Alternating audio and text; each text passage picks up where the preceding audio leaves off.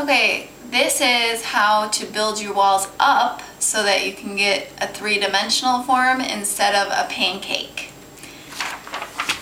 Alright, so I've got my base of my basket started. You can see it's pretty flat.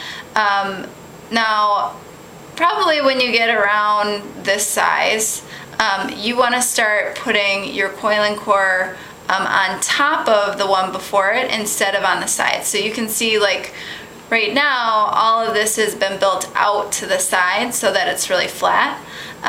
Now in order to start moving the walls up and out, I want to just move my coiling core on top of it a little bit instead of right next to it.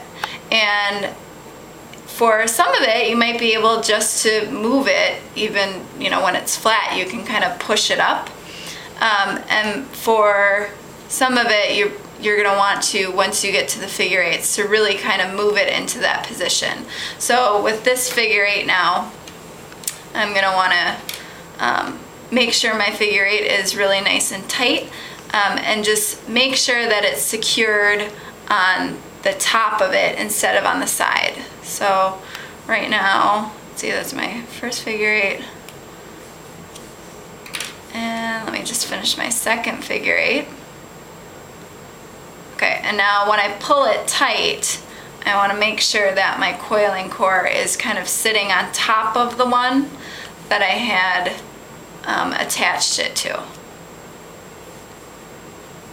Okay, so, and you can see if I keep on doing that, it's going to build the walls up instead of just out flat.